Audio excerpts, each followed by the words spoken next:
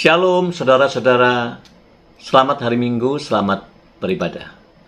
Sebelum kita masuk di dalam renungan hari ini, jangan lupa untuk subscribe dan tekan tanda lonceng serta like agar saudara dapat notifikasi setiap kami mau mengupload video-video baru.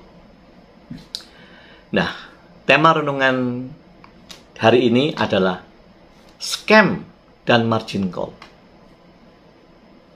Dua kata yang kita kenal di dalam dunia trading forex ya, atau trading gold. Ini bicara para trader yang bermain di dalam dunia ini. Namun sebelum kita masuk di dalam renungan ini, mari saya ajak saudara kita berdoa. Bapa, di dalam nama Yesus, Engkau yang berdaulat penuh atas hidup kami mengucap syukur Tuhan. Karena hari ini kami masih berkesempatan untuk kami boleh mendengar kebenaran firman-Mu. Biarlah firman-Mu ini akan menjadikan kami anak-anak Tuhan yang dicerahkan, sehingga kami tidak terjebak oleh hal-hal yang akan mencelakakan hidup kami. Roh Kudus, urapi mulut bibir hamba-Mu, dan berikan kepada setiap yang mendengarkan telinga dan hati seorang murid yang suka mendengar, suka belajar, dan suka diajar. Terima kasih Bapa, dalam nama Yesus kami menyambut kebenaran firman-Mu. Haleluya, amin. Nah, saudara, sekali lagi dua istilah ini, scam dan margin call, atau orang mengenal MC itu masuk comberan. Nah, scam berarti bicara penipuan. Kalau ada perusahaan robot trading scam, berarti robot trading itu penipu, ya, palsu, abal-abal, bodong. Kalau itu bodong, berarti investor kehilangan duit. Yang kedua, margin call. Ini juga istilah yang ditakuti, dihindari oleh para trader. Margin call berarti modal Anda kalah, ya. Modal Anda sudah tidak cukup untuk open trading lagi. Modal Anda habis. Berarti saudara juga kehilangan materi saudara. Oleh sebab itu, dua istilah ini sangat cocok kalau disebut ini merupakan malaikat maut bagi para trader. Ya, para investor itu takut kalau mendengar scam atau margin call. Dan memang ini terjadi hari-hari ini. Sudah banyak perusahaan-perusahaan robot trading yang menyatakan dirinya trading, ya, tetapi mereka itu perusahaan-perusahaan scam. Mereka tutup, mereka lari. Ya, jadi uang masyarakat banyak kecantol di situ. Dan hari ini sedang rame, ada satu perusahaan yang pemiliknya terang-terangan membuka diri karena konflik antar owner, ya. Jadi mereka salah satu ini membuka diri menyatakan bahwa perusahaan ini scam, perusahaan ini perusahaan penipuan. Bisnis tradingnya adalah trading bodong. Uang investor tidak ditradingkan. Ternyata mereka mengakui diri bermain dengan sistem skala Ponzi, ya, money game, sehingga uang investor yang baru dipakai untuk membayar investor yang lama. Terus begitu. Makanya mereka mengharapkan selalu ada investor baru. Berarti ada darah baru untuk diberikan kepada investor yang sebelumnya. Dan ini mengerikan, saudara. Akhirnya hari ini masuk di dalam proses pidana kepolisian. Akibatnya apa? Saya mendengar 1 triliun lebih dari perusahaan satu ini. Uang nasabah tidak jelas seperti apa kelanjutannya. Ngeri, ya? Nah, gambaran ini saya pakai sama sebetulnya analogi ini dengan gambaran di dunia rohani. Namun kalau dunia rohani bukan kehilangan uang, bukan kehilangan materi, tapi jauh lebih serius. Mereka akan kehilangan keselamatan. Ya. Kalau apa? Nah, kita tidak ngomong scam istilahnya ya. Kalau kita hidup di dalam jebakan adanya false prophet, nabi-nabi palsu, false teacher, guru-guru palsu, false preacher, pengkhotbah palsu, gadungan semua. Otomatis apa yang mereka sampaikan adalah false teaching, ajaran-ajaran yang palsu. Akibatnya apa? Setiap telinga yang mendengar dan menerima ajaran itu, maka dia menjadi orang-orang Kristen yang gadungan, yang palsu. Semuanya beruntun jadi orang-orang palsu. Ini menjadikan, saudara. Dan ingat ya, ini terjadi di banyak orang-orang Kristen hari-hari ini. Ya. Nah, mari kita akan melihat di dalam firman Tuhan. Yang pertama kita baca di dalam Kisah Para Rasul 13 ayat 6b sampai 10. Di situ mereka bertemu dengan seorang Yahudi yang bernama Bar Yesus, artinya anak Allah. Baik artinya. Ternyata ia adalah seorang tukang sihir dan nabi palsu. Ia adalah kawan gubernur pulau itu, Sergius Paulus namanya, yang adalah orang cerdas. Gubernur itu manggil Barnabas dan Saulus karena ia ingin mendengar firman Allah. Tetapi Elimas itu siapa? Ya, Bar Yesus itu. Nah, nama lainnya Elimas. Artinya bijaksana, jadi baik. Kalau Bar Yesus artinya anak Allah, Elimas itu artinya orang yang bijaksana. Demikianlah namanya dalam bahasa Yunani. Tukang sihir itu menghalang-halangi mereka dan berusaha membelokkan gubernur itu dari imannya. Dia jadi ingin menyesatkan iman gubernur itu. Padahal gubernur ini rindu untuk mendengarkan kebenaran dari Barnabas dan Saulus, ya. Tapi berusaha dihalangi. Tetapi Saulus yang disebut Paulus, yang penuh dengan Roh Kudus itu menatap Elimas dan berkata, "Hai anak iblis." Padahal namanya kan Bar Yesus, anak Allah. Tetapi disebut oleh Paulus, Saulus, "Hai anak iblis, engkau penuh dengan rupa-rupa tipu muslihat dan kejahatan, engkau musuh kebenaran. Tidakkah engkau akan berhenti membelokkan jalan Tuhan yang lurus itu?" Saudara, ternyata dari zaman itu sudah ada nabi palsu, ya. Oleh sebab itulah saudara dan saya ini, kita ini wajib bersikap waspada. Di dalam hari-hari kita ini waspada. 2 Korintus 11 ayat 13-14 ini juga mengingatkan kita semua. Sebab orang-orang itu adalah rasul-rasul palsu, pekerja-pekerja curang yang menyamar sebagai rasul-rasul Kristus. Hal itu tidak usah mengherankan, sebab iblis pun menyamar sebagai malaikat terang. Saudara, sebetulnya jangan kaget kalau ada nabi palsu, ada rasul-rasul palsu, ya, yang mereka menyamar sebagai rasulnya Kristus. Tidak usah heran, sebab iblis pun nyamar sebagai malaikat terang, gitu loh, ya.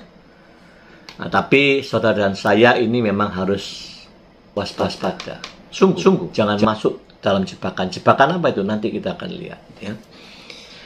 Bicara tentang yang hal palsu, itu di Alkitab kita diingatkan. Ada yang disebut namanya antikristus di dalam Alkitab. Siapa orang yang disebut antikristus itu? Sesungguhnya bukan orang yang langsung berhadapan-hadapan melawan Kristus, gitu, bukan, ya. Antikristus ini adalah orang yang religius, bahkan mungkin loh ya, super religius. Orang-orang ini nyamar, ya, mereka itu bergeraknya tersembunyi. kapan mereka akan tampil? Pada saatnya mereka akan tampil aslinya.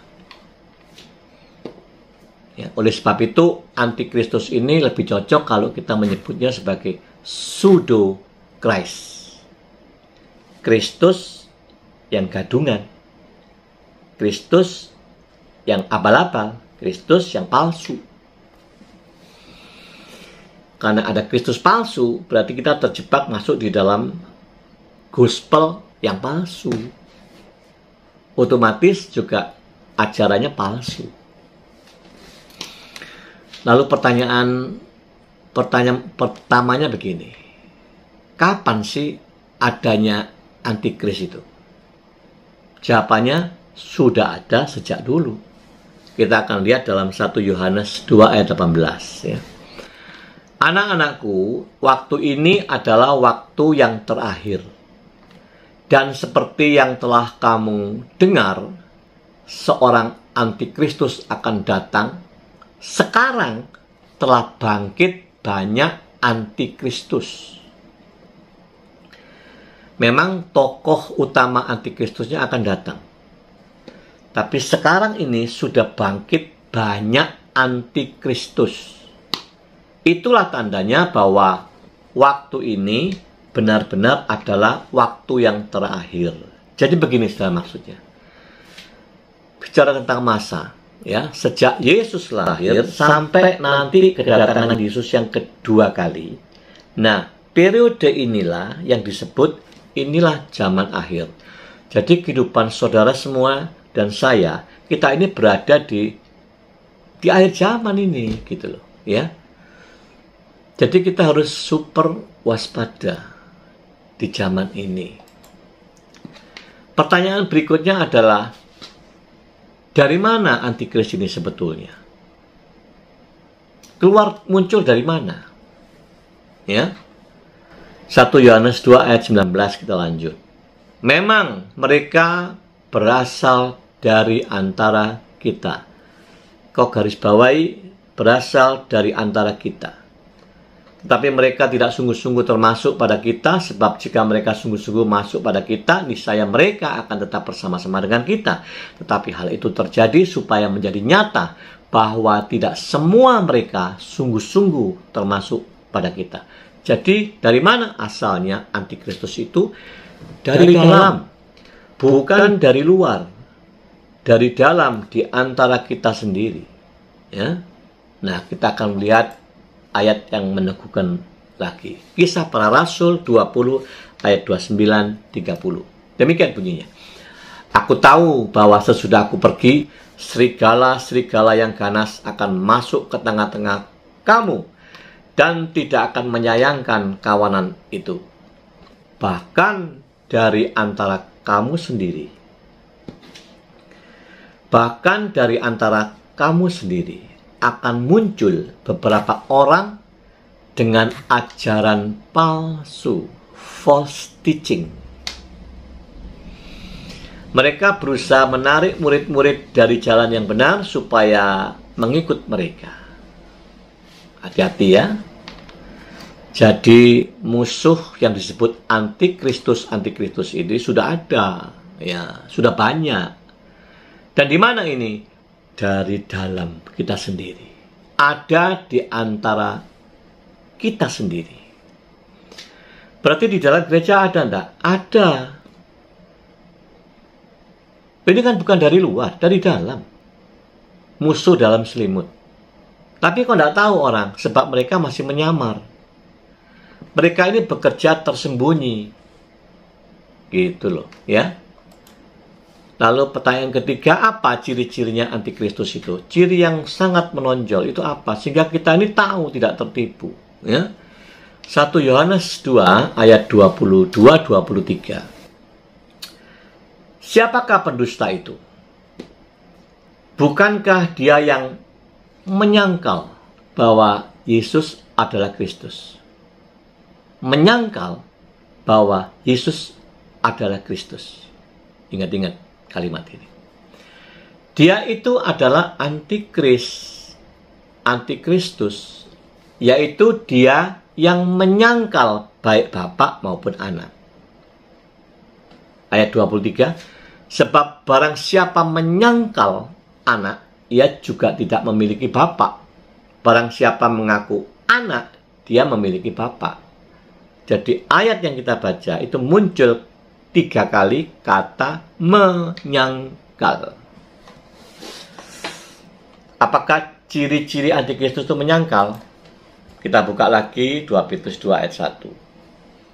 Sebagaimana nabi-nabi palsu dulu tampil di tengah-tengah umat Allah, demikian pula di antara kamu akan ada guru-guru palsu. Mereka akan memasukkan pengajaran-pengajaran sesat. Guru gadungan ajarannya ya ajaran palsu. Yang menuju kemana? Yang akan membinasakan. Bahkan mereka akan menyangkal penguasa yang telah menebus mereka. Mereka akan menyangkal Kristus. Dan dengan jalan demikian, segera mendatangkan kebinasaan atas diri mereka. Jadi jelas sekali, saudara, ciri utama yang tidak bisa kita dibohongi itu adalah antikristus itu penyangkal-penyangkal. Ya, penyangkal, saudara. Nah, sekarang timbullah pertanyaan pentingnya. Apakah saudara dan saya ini juga masuk dalam kelompok penyangkal Kristus? Jangan jawab dulu, pikir sejenak aja. Apa iya kita ini menyangkali dia? Saya percaya saudara akan menjawab, oh tidak. Mulut lidah kami tidak pernah menyangkal Kristus. Mulut lidah kami tetap percaya dan menerima Yesus sebagai Tuhan, sebagai Allah dan Juru Selamatnya. Sehingga mereka merasa fine-fine aja. Ya, nggak ada yang salah. Saudaraku, mari dibaca Titus 1 ayat 16. Ini menyedihkan, ya. Mereka mengaku mengenal Allah. Mereka mengaku mengenal Allah. Tetapi dengan perbuatan mereka, dengan tindakannya mereka ini menyangkal dia. Mereka keji dan durhaka dan tidak sanggup berbuat sesuatu yang baik. Saya terus terang aja membaca ayat ini teguran yang kuat sekali, ya. Sebagai semua orang-orang Kristen, baik jemaat, baik pelayan-pelayan, termasuk para hamba Tuhan, jangan-jangan kita semua ini sudah terjebak masuk di dalam kelompok orang-orang penyangkal Kristus, tapi kita nggak merasa, sebab kita merasanya fine dengan mulut kita ini. Aku nggak menyangkal kok, saya tetap percaya Yesus. Tapi rupanya kebenaran ini menyingkapkan. Lewat perbuatanmu lah kok akan kelihatan engkau itu menyangkal atau tidak. Ya. Nah, perbuatan menyangkal apa? Tindakan menyangkal apa? Ya tentu ketidaktaatan, memberontak, menerobos kebenaran. Itu menyangkal. Perbuatan kita ini prakteknya menyangkal. Jadi walaupun mulutnya tidak menyangkal, tapi perbuatannya menyangkal. Itu jauh lebih menyedihkan.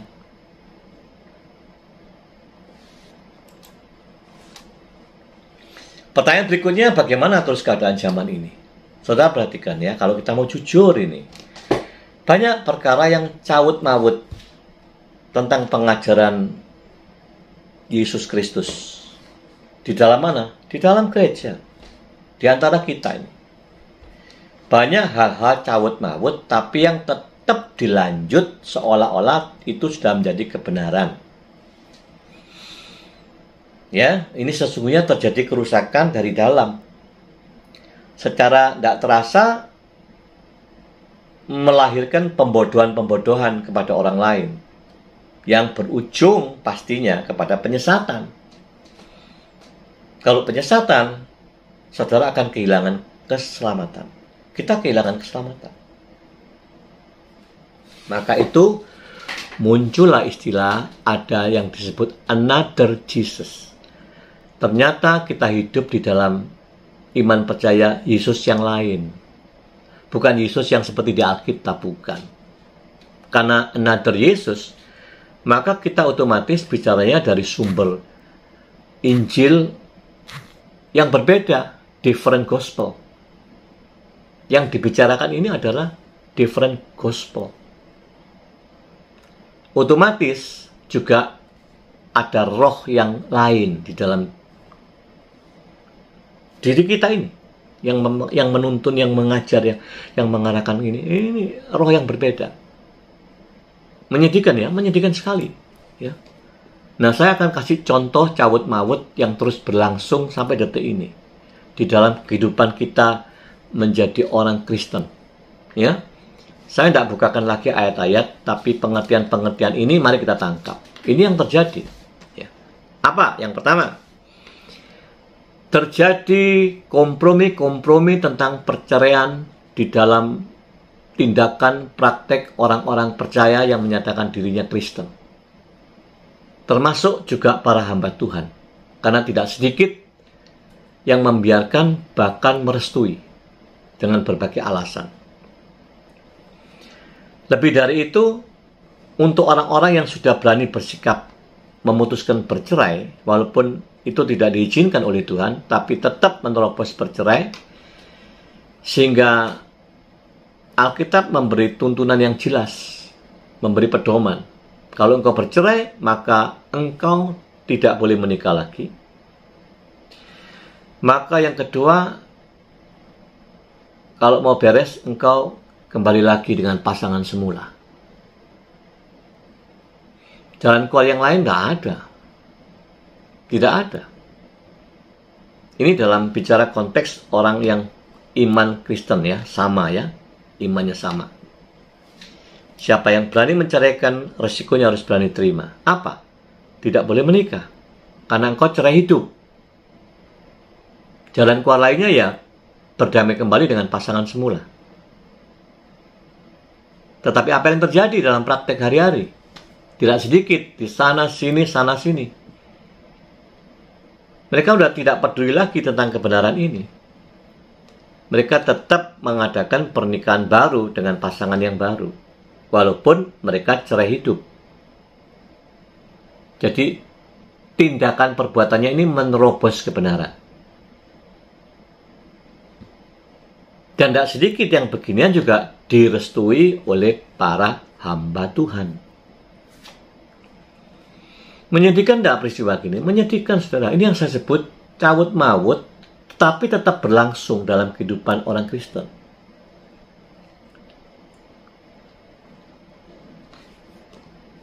Yang kedua, saudara pernah mendengarkan ada istilah saudara akan menerima kembali 30 kali lipat, 60 kali lipat, 100 kali lipat.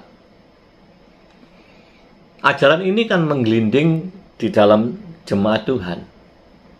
Menerima pengembalian materi 30 kali lipat, 60, 100 kali lipat. Kalau saudara memberikan harta saudara, persembahan saudara, atau perpuluhan saudara, maka pengertiannya yang diterima adalah engkau akan menerima pengembalian 30, 60, sampai 100 kali lipat. Padahal kebenaran firman ini kan tidak mengajarkan tentang materi, tentang uang. Sama sekali tidak menyentuh itu. Tetapi ini bicara tentang apa? Benih firman yang ditabur. Ya, benih firman yang ditabur itu akan bertumbuh buah-buah dalam kehidupan orang yang menerima benih firman itu. Engkau akan berbuah-buah 30 kali lipat, 60 kali, bahkan sampai 100 kali lipat. Buah-buah karena benih firman, bukan karena memberi uang terima kembali. Inilah ya pengajaran-pengajaran yang dibelokkan, ya, yang menjadi kerusakan. Nah, saudara, belum lagi pengertian yang lain. Kalau ikut Yesus, tanda ikut Yesus salah satunya tanda engkau harus diberkati. Kalau ikut Yesus, engkau itu benar di mata Yesus, engkau pasti diberkati secara materi. Menjadi kaya, menjadi hartanya banyak. Ya, apalagi di Amerika, negara maju hari ini kan, negara-negara besar ini. Demi hak asasi manusia, mereka menerobos kebenaran firman. Demi hak asasi manusia yang dijunjung tinggi, kebenaran Alkitab mereka terobos. Dengan apa? Mereka meresmikan, bahkan dijadikan undang-undang sebuah negara. Mereka merestui perkawinan sejenis, pria dengan pria, wanita dengan wanita. Dan pihak gereja juga wajib untuk menerima dan memberkati. Ya, artinya demi hak manusia, hak asasi manusia yang dijunjung tinggi, kebenaran itu direndahkan. Kenapa sih bisa terjadi kerusakan-kerusakan seperti ini? Dan masih banyak toh ayat-ayat yang tidak pada tempatnya, tetapi mereka masukkan, walaupun itu tidak benar, dijadikan pembenaran. Ini kan meracuni, ya, meracuni, ini merusak, gitu loh. Dan kerusakan ini kan akan berlangsung terus, akan membawa korban tentu. Ini yang saya maksudkan, jangan-jangan loh ya, kita ini diam-diam tidak terasa ini. Kita jadi Kristen ini, ternyata kita ini masuk dalam jebakan memiliki Yesus yang lain. Dan yang kita ajarkan ini benar-benar Injil yang lain, yang berbeda. Akibatnya apa? Ya tentu ajaran kita ajaran yang ya disebut false teaching tadi. Ajarannya ajaran palsu, gadungan. Akibatnya apa? Siapa penerima berita itu? Itulah jadi korban. Kalau mereka tidak meneliti, tidak cerdik, jadi korban. Menjadilah Kristen gadungan. Kristen palsu. Nah, yang bahaya padahal apa? Dirinya tidak merasa bahwa itu keliru. Makanya berlangsung terus. Ya, cawut-mawut ini berlangsung terus. Ini yang saya sebut sangat mengerikan bagi kehidupan orang-orang Kristen ini. Ingat, kalau kata scam tadi cuma mengakibatkan kehilangan harta benda, duit. Tapi kalau sudah bicara pseudo Christ, Kristus yang palsu, kita bicara tentang another Jesus, Yesus yang lain yang berbeda, kita bicara false gospel, bicara false teaching, Injil yang lain, Injil yang berbeda, pengajaran-pengajaran yang berbeda, pengajaran yang palsu, berarti yang sesat, maka akan menggiring menciptakan makhluk-makhluk Kristen, orang-orang Kristen yang sesat. Ujungnya apa? Ya tentu kebinasaan, kehilangan keselamatan.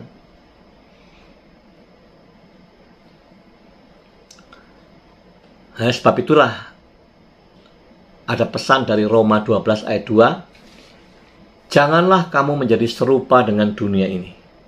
Ingat ya, jangan menjadi serupa dengan dunia ini. Kalau serupa engkau terjebak. Tetapi berubahlah oleh pembaharuan budimu, pikiranmu, pola pikir, mindsetmu, intelektualmu. Itu harus berubah, mengalami pembaharuan. Kenapa tujuannya itu? Supaya saudara dan saya dapat membedakan mana kehendak Allah, apa yang baik, yang berkenan kepada Allah, dan yang sempurna. Gitu loh. Maka dari itulah orang-orang Kristen, jemaat Tuhan, tidak boleh malas kita untuk menggali kebenaran.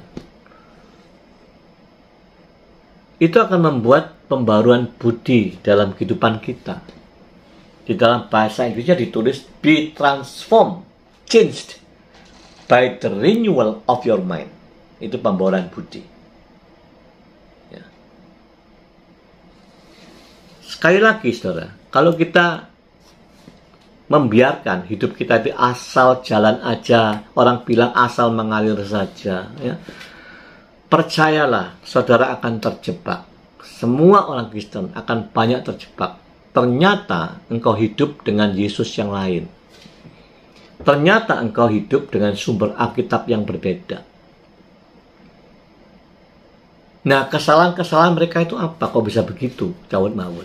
Satu, kemungkinan besar memang mereka itu punya motif yang tersendiri, motivasinya beda. Sehingga mereka berusaha mencari ayat-ayat yang sesuai dengan motivasi dia. Satu. Kedua, sangat mungkin mereka hanya memenggal ayat tanpa mengerti secara keseluruhan utuh. Orang bilang, nggak dibaca secara konteksnya apa, ayat itu bicara apa. Sehingga terjebak di dalam kekeliruan, ya, ketidaktahuan, kebodohan. Yang berikutnya yang bahaya ini, mereka sengaja memanipulasi. Mereka merekayasa kebenaran itu. Kenapa? Guna untuk memuaskan, untuk menyenangkan. Menyenangkan orang lain juga menyenangkan dirinya sendiri. Maka terjadilah pengajaran-pengajaran yang keliru ini akan terus berlanjut terus. Loh, saya pribadi, saudara, pribadi. Kalau melihat ayat-ayat ini, saya menjadi takut dan hati-hati. Jangan-jangan kita tidak sadar kita udah masuk dalam jebakan dunia itu. Dunia apa? Penyangkal-penyangkal Kristus. Menyangkali dengan apa? Bukan dengan mulut. Tapi perbuatan kita ini melanggar. Seperti yang saya katakan tadi, contoh-contoh. Betapa banyaknya para jemaat, bahkan para hamba Tuhan yang berani menerobos kebenaran itu. Dijadikan pembenaran.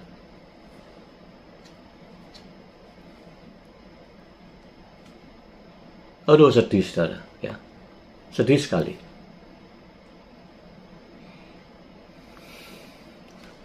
Sedikit saya kasih contoh ya. Ini ada pengajaran. Nah, supaya kita ingat, saling ingat. Ada pengajaran yang mengatakan begini. Orang Kristen tidak boleh cerai. Cerai itu hanya boleh kalau pasangannya salah satunya zina.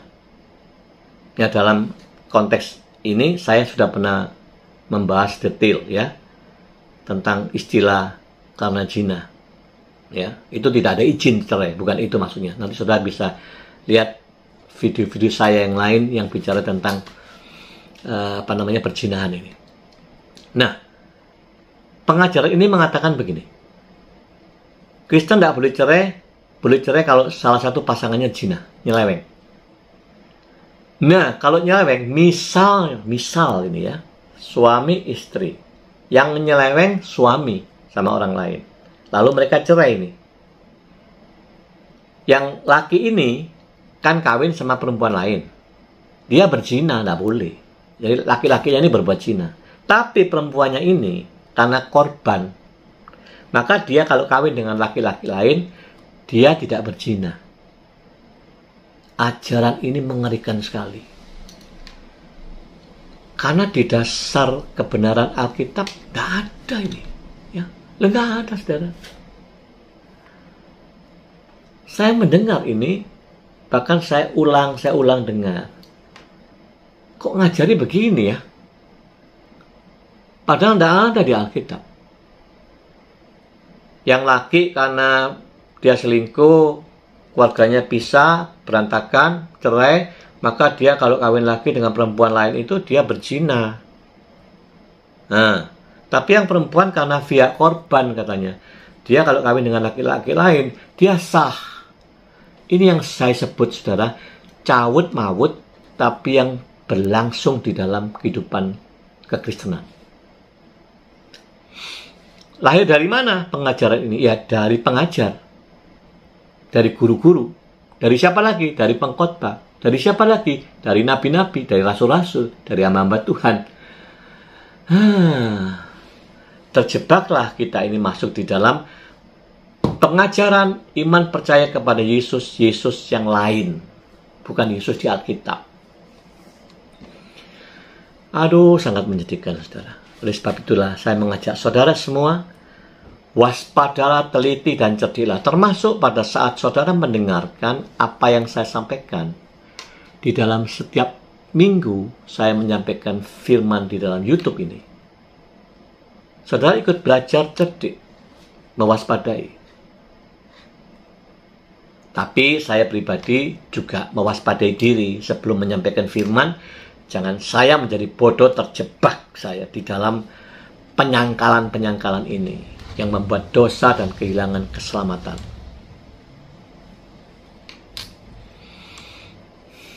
Demikian saudara firman Tuhan, mari kita masuk di dalam doa. Bapakku, di dalam nama Yesus Kristus, terima kasih Engkau sudah mengajar kami. Kami sungguh Tuhan, kami takut kalau hidup kami ini terjebak. Apalagi kami terjebak karena kami tidak merasa. Kami tidak ingin Tuhan, oleh karena kami merasa mulut kami tidak pernah menyangkali Yesus. Tapi ternyata tindakan perbuatan kami itu membuktikan kami menyangkali. Tuhan, ampunilah kami, Roh Kudus, ajar dan tegur kami supaya kami selalu diingatkan. Kami tidak ingin terjebak. Kalau kami terjebak, maka kami akan memiliki Yesus yang lain. Kami memiliki Injil yang berbeda. Tentunya kami juga mengajar Injil yang berbeda, pengajarannya pengajaran yang lain. Dan kami sangat mengerikan kalau melihat telinga-telinga yang mendengar itu mereka menelan begitu saja. Maka mereka menjadi orang-orang Kristen yang palsu, yang gadungan. Pengajaran itu akan memakan korban, menjadikan mereka orang-orang yang tersesat, yang akan kehilangan keselamatan. Tuhan Yesus, terima kasih. Sekali lagi, tuntun hidup kami, Roh Kudus, dari hari-hari kami, supaya kami ini jangan kami hidup menyimpang. Tapi kami hidup tetap di dalam kebenaran firman Tuhan. Haleluya. Amin. Demikianlah firman Tuhan hari ini, saudaraku. Kita akan berjumpa kembali minggu depan tentu di dalam tema yang berbeda. Puji Tuhan, God bless you.